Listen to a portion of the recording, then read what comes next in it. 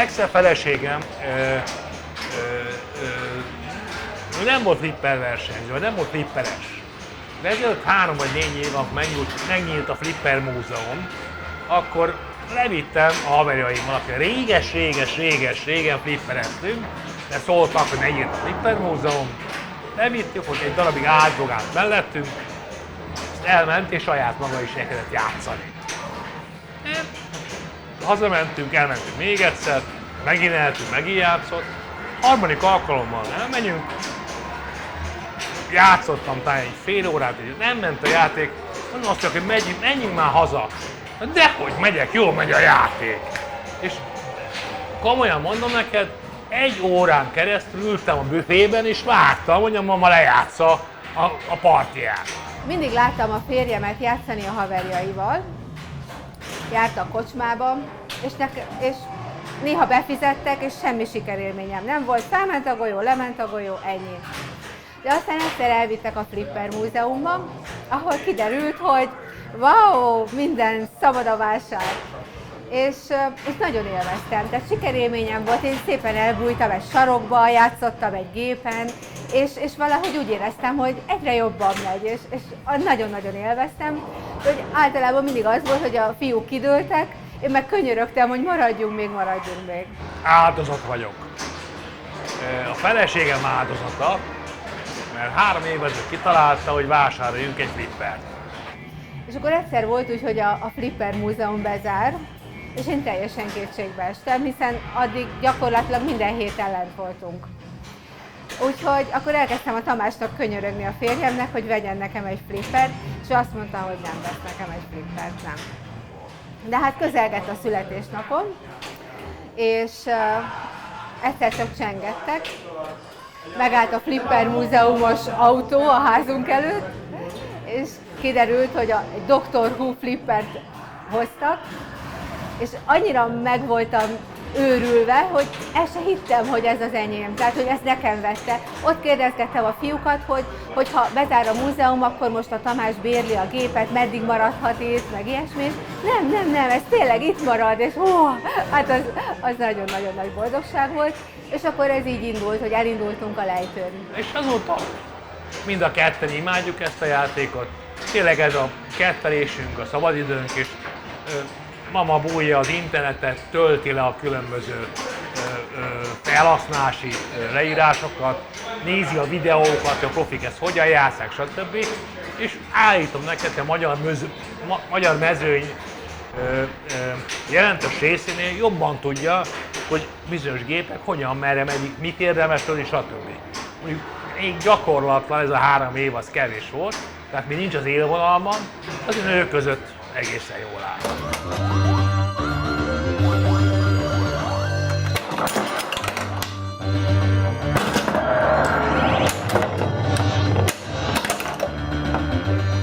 Hát egy videóban rengeteget lehet tanulni.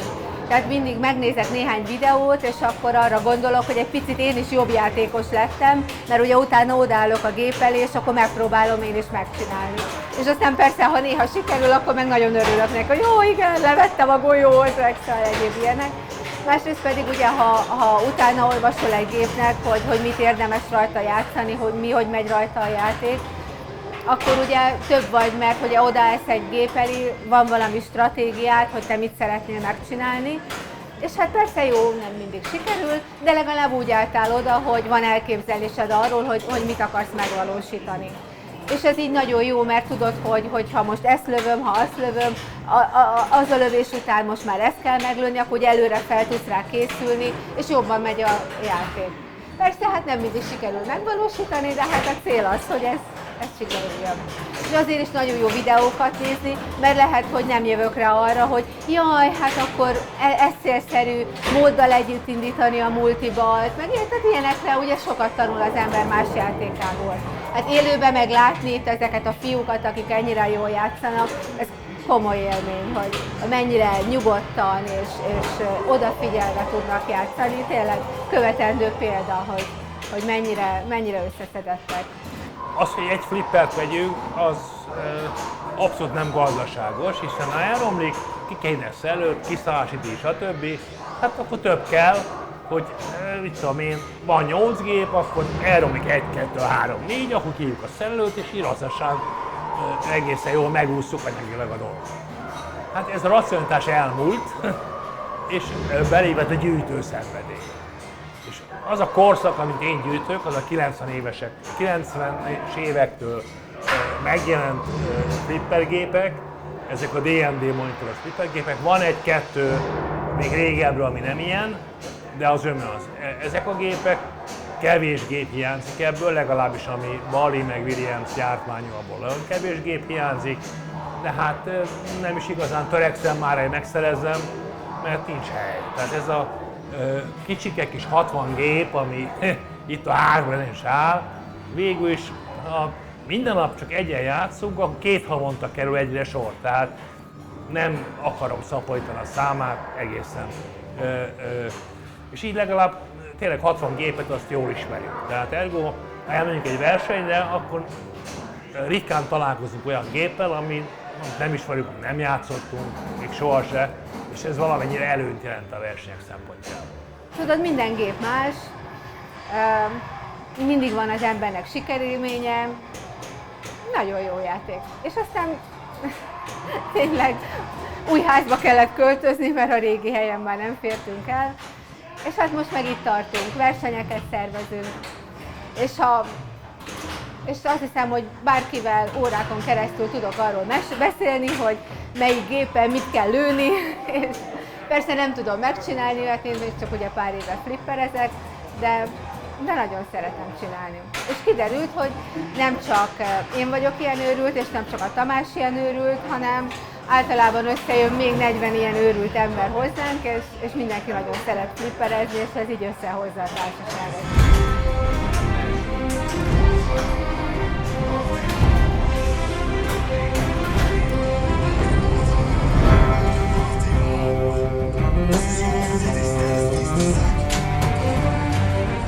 Rendszeresen rendezünk versenyeket. A magyar mezőny, az állítom, hogy a világon az egyik legjobb csapat. Tehát most láttuk a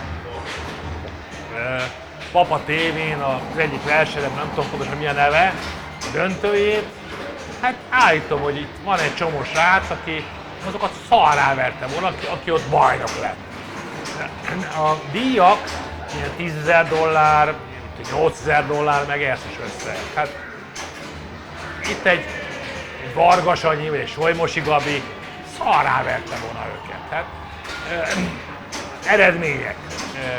Játszottak a mögöttem lévő második gépen, a Pinboton, és aki nyert, az 1.200.000-rel nyert. Nincs olyan parti, de csinálják 1.500.000-re. Nincs olyan, jó, 10-ből egy parti van, amikor elmennek a golyóim, de egyébként tehát a magyar mezőny messze zseniálisan jól játszunk. Sajnos nincs pénzünk arra, hogy kimenjünk Amerikába és ott versenyezzünk, mert gyakorlatilag az első díjt el lehetne költeni arra, hogy kijussunk. Meg ott. De azért jönnek ide, és majd jól megverjük őket. Szerintem mindenképpen sport.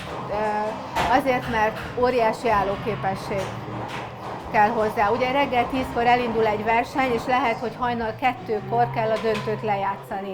Szerintem óriási fegyelem kell, rátermettség, összeszedettség, az, hogy akkor az alatt a játék alatt, amíg te játszol, addig teljes koncentráció, utána egy kis pihenés, de újra rád kerül a sor, nagyon azonnal újra össze kell szedni magadat.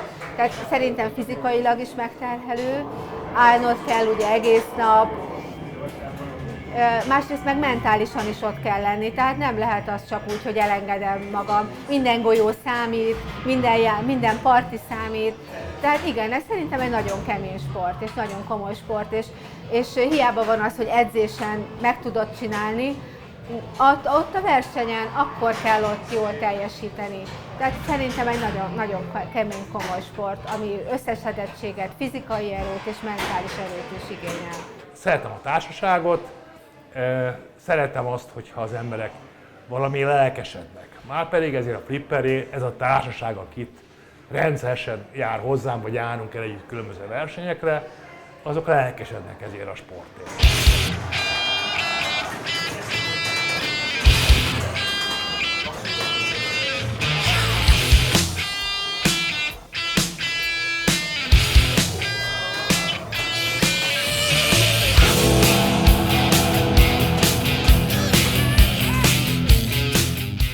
Most kapott egyébként a Vajna, Andy Vajna, a Schwarzenegger aláírásával egy gépet, ami ott van hátul, a Demolition Man. Tehát talán eljut oda is ez a hír, hogy Flipper az egy normális játék, sportszerű történet, kéne a támogatás. Tehát el tudna jutni egy holland versenyre, most is 100.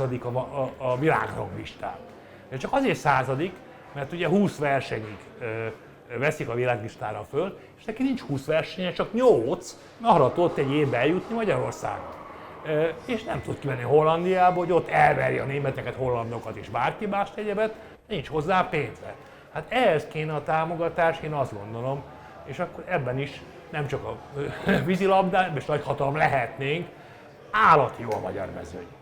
Én sokat foglalkozom a nejem miatt ezekkel, látom a filmeket, amiket letölt, meg nézeget, jók vagyunk, nagyon jók vagyunk. Tehát legalább olyan jók vagyunk vízilabdában, nincs olyan jó edző, mint a Kemény Dénes, de azért remekül produkálnánk magunkat szerintem, hogyha eljuthatnának a többiek erre a versenyre.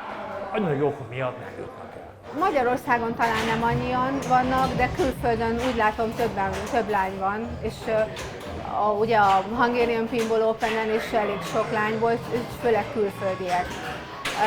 Mondjuk nemzetközi versenyen én még nem voltam, tehát most megyek először majd az osztrák versenyre.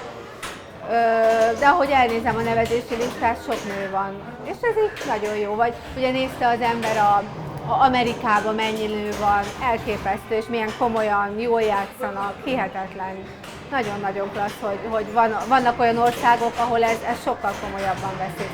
Nem tudom, hogy Magyarországon a lányok miért nem. Hát lehet, hogy más érdekli őket, meg egy idő után családot alapítanak, és akkor már ugye nincsen idejük ezzel foglalkozni. Szerintem ezért van kevés lány.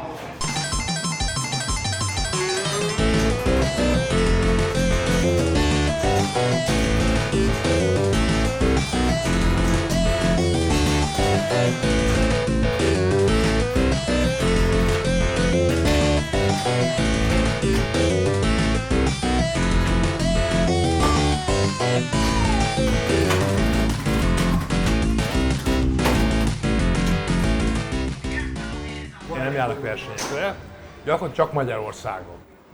Most beszéltek először még egy osztrák versenyt, de már bánom, mert nagyon messze van. Nem szeretek utazni, meg az, hogy most IFA versenylistán engem hajdik jegyeznek, annyira nem izgat különösképpen. Szívesen elmegyek egy csornai versenyre, egy győri versenyre, vagy Magyarországon belül egy ilyen 100-120 km az működik, ezzel már nem igazán. 62 éves elmúltam, tehát a mai versenyen 40-en indultunk, itt volt Magyarország Színejava, és a selejtezők után 4. helyen állok. Hát most mit mondjak? Hát meg vagyok elégedett teljesítményemmel, a következő korban az 50 éves, tehát ha lenne szenior bajnokság, biztos megnyerném, vagy legalábbis biztos baromi jó helyen végezni. Én nagyon elégedett vagyok avval, hogy bejutottam a döntőbe, 4-ként jutottam be, de pláne szeretnék a 8-asba, és ha bejutok a 4-esbe, már tök mindegy melyik hely, egyiket a megcsípem, madarat lehet velem fogadni. Nem fog sikerülni valószínűleg. Hát a feleségem sajnos hiába játszik remekül, versenyél, izgul, a tizedét nem produkálja annak, amit tudna egyébként. Engem doping van az, hogy verseny. Tehát én talán jobban, ugyanúgy, vagy talán még jobban játszom, mint amikor csak úgy odaállunk flipperezgetni, mert győzni akarok, és bennem van az, hogy wow. Az, hogy meg féltem, nem tudom miért izgul, mert nem az aranyéremről van szó, meg a többiről, de ő még mindig izgul. Tehát neki még sokat kell gyakorolni ezt a versenyhelyzetet. én megszoktam, hál' Istennek nem a versenyhelyzetet, hanem a munkám miatt azt, hogy igazából mindig százalékot kell produkálni ügyfelek felé, meg mindenfelé, és így nincs rajtam akkora teher, hogy most ezt megnyerjem, és megnyerem. Hát, ha sikerül, nem mindig, de azért általános jellemzően jó helyen végzek, tehát minden versenyen, vagy majdnem minden versenyen bejutok az első 16 közé, ami a koromhoz, meg a időhöz, amióta rendszeresen gyakorlom a flipperezést, az nagyon jó eredmény. Mindenkinek kívánom, hogy 60 éves korában így menne a játék, mint nekem. És ennyire élvezze, mint ahogy én élvezem, vagy még inkább azt kell úgy élvezze, mint a feleségem. Mert a feleségem sokkal jól érzi a játékot, mint én. Egész nap gyűri az internetet, próbál információkat szerezni. Tehát ő az, aki igazán szerelmesebb a történetben, én meg belé vagyok szerelmes, így aztán remekül flipperezünk együtt.